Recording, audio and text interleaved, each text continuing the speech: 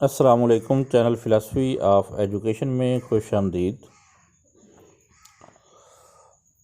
आज हम educational research के कुछ इंपॉर्टेंट MCQs सॉल्व करेंगे, तो इनको अब हम स्टार्ट करते हैं। उससे पहले आपने चैनल सब्सक्राइब नहीं किया तो चैनल सब्सक्राइब कर लें ताकि आप हमारी आने वाली वीडियो से भी बाखबर रह सकें। तो क्वेश्चन नंबर 1 है, who was the author of the book named methods in social research? Option A Kerlinger, Kothari, Goode and Hatt, Wilkinson. तो method in social research book जो है ये किसने लिखी थी? तो इसका राइट आंसर है गुड एंड एट। उन्होंने ये बुक जो है वो 1 दिसंबर 1952 को ये बुक जो है फर्स्ट टाइम पब्लिश की थी। तो उसके बाद नेक्स्ट क्वेश्चन है, question number 2, Tippett table refer to as table of random digits, the table used in sampling method, option C है the table used in statistical investigation, और ऑप्शन डी है all of the above. तो Tippett table क्या है? टिपेट table जो है ये random sampling में यूज़ होता है, और ये फर्स्ट टाइम जो इंट्रोड्यूस करवाया था ये LHC टिपेट ने 1927 में ये टिपेट टेबल इंट्रोड्यूस करवाया था। तो यहाँ पर इसका राइट आंसर होगा option D, all of the above. उसके बाद क्वेश्चन नंबर 3 है, dash is referred as the father of research on teaching, N L Gage, David Berliner, option C है बोथ, और ऑप्शन डी है नन ऑफ दीज। इनमें से किसको father of research on teaching कहा जाता है? तो इसका राइट आंसर है option A, N L Gage. Question number 4 है, dash refer to inferring about the whole population based on the observation made on a small part, inductive inference, deductive inference, option C है both. तो इसका right answer होगा inductive inference. जब हम small population के एक small group के ऊपर स्टडी करते हैं और उसको जनरलाइज करते हैं पूरी पॉपुलेशन के ऊपर, तो इसको हम कहेंगे इंडक्टिव इन्फेरेंस। ठीक है, क्योंकि इसमें हमने स्पेसिफिक स्टडी पहले की और उसको जनरलाइज बाद में किया। अगर स्पेसिफिक पहले हो और जनरलाइजेशन बाद में हो तो उसको हम कहते हैं इंडक्टिव। इस तरह अगर जनरलाइजेशन पहले हो और उसको हम किसी स्पेसिफिक सिचुएशन में अप्लाई करें तो उसको हम कहते हैं डिडक्टिव रीजनिंग।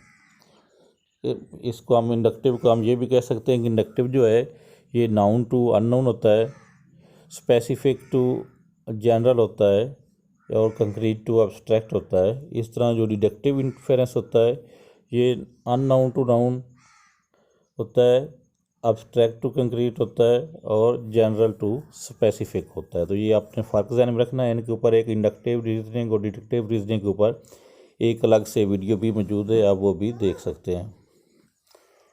उसके बाद नेक्स्ट क्वेश्चन है, question number 5, ex post facto research is the other name of correlation research, casual comparative research, या experimental research. Ex post facto, post का मतलब होता है बाद में, और फैक्टो को निकला है फैक्ट से, इफेक्ट से। एक्स पोस्ट फैक्टो इफेक्ट होने के बाद जो हम रिसर्च करते हैं। तो जैसा कि इसके नाम से ज़ाहिर है, तो ये इफेक्ट होने के बाद जो रिसर्च करते हैं, इफेक्ट जो है वो ऑलरेडी हो चुका होता है, तो उसको हम कहते हैं कैजुअल कंपैरेटिव रिसर्च। ये तीनों जो टाइप्स लिखी हुई हैं, को relational research, casual comparative research, या एक्सपेरिमेंटल रिसर्च, ये तीनों रिसर्च की टाइप्स बाई मेथड है। इसमें जो को रिलेशनल रिसर्च क्या होती है? को रिलेशनल रिसर्च में सिंपली हम जो दो वेरिएबल्स होते हैं उनके दरमियान रिलेशनशिप फाइंड करते हैं कि उनके दरमियान कोई रिलेशनशिप एग्जिस्ट करता है या नहीं करता। यहाँ पे हम कोई वेरिएबल को मैनिपुलेट नहीं करते, कोई उनमें चेंजिंग नहीं करते, जस्ट स्टडी करते हैं कि उनके दरमियान कोई रिलेशन क्या है। मिसाल के तौर पर हम ये रिसर्च कंडक्ट करते हैं कि स्टूडेंट्स के IQ लेवल और उनकी एकेडमिक अचीवमेंट में क्या रिलेशन है। तो यहाँ पर हम उनको कोई मैनिपुलेट नहीं करेंगे, जस्ट स्टडी करेंगे। तो ये कहलाएगी को रिलेशनल रिसर्च। जबकि कैजुअल कंपैरेटिव रिसर्च में क्या होता है, इसमें इफ़ेक्ट ऑलरेडी जो है वो हो चुका होता है, हम उसको बाद में स्टडी कर रहे होते हैं। इफ़ेक्ट उसका पहले से हो चुका था। मिसाल के तौर पर वो आपने ये स्टडी करना है कि जो वर्किंग मदर होती हैं उनके बच्चे होमवर्क स्कूल करके आते हैं या नहीं आते। तो यहाँ पे ऑलरेडी जो है वो स्कूल में कुछ बच्चे ऐसे होंगे जिनकी मदर्स वर्किंग होंगी, कुछ बच्चे होंगे जिनकी मदर्स नहीं होंगी, तो आपने उनको स्टडी करना है सिंपली। तो यहाँ भी हम जो है अपने पास से मैनिपुलेट नहीं करते वेरिएबल को, बल्कि उसकी मैनिपुलेशन जो है वो ऑलरेडी एग्जिस्ट कर रही होती है। उसके बाद थर्ड है एक्सपेरिमेंटल रिसर्च। एक्सपेरिमेंटल रिसर्च में हम वेरिएबल को मैनिपुलेट करते हैं, दो ग्रुप बनाते हैं, कंट्रोल ग्रुप और एक्सपेरिमेंटल ग्रुप। इस तरह हम वेरिएबल लेते हैं, इंडिपेंडेंट वेरिएबल होते हैं, डिपेंडेंट वेरिएबल होते हैं। तो ये तमाम चीज़ें जो हैं ये एक्सपेरिमेंटल रिसर्च में होती हैं। उसके बाद क्वेश्चन नंबर 6 है the type of research by purposes. Purpose के लिहाज से रिसर्च की क्या टाइप है? Basic research, applied research, action research या ऑल ऑफ दीज। तो ये तीनों जो टाइप्स दी गई हैं, बेसिक, अप्लाइड और एक्शन रिसर्च, ये रिसर्च की टाइप्स बाई पर्पज़ हैं। बेसिक रिसर्च होती है जिसमें हम जो थ्योरीज़ हैं वो डेवलप करते हैं। इट्स मेन जो बेसिक रिसर्च का फंक्शन होता है थ्योरीज़ डेवलप करना। अप्लाइड रिसर्च जो होती है उसमें हम उन थ्योरीज़ को अप्लाई करते हैं। और एक्शन रिसर्च होती है जब टीचिंग करते हुए आपको कोई प्रॉब्लम का सामना करना पड़ता है, किसी मुश्किल का सामना करना पड़ता है, क्लासरूम सिचुएशन के हवाले से भी वो मुश्किल हो सकती है, तो उसको सॉल्व करने के लिए आप जो रिसर्च करते हैं उसको हम एक्शन रिसर्च कह सकते हैं। तो एक्शन रिसर्च जो है वो इनमें से सबसे कम स्कोप जो है वो एक्शन रिसर्च का है। उसके बाद क्वेश्चन नंबर 7 है the type of research by methods are. Method के लिहाज से रिसर्च की टाइप्स कौन कौन सी हैं?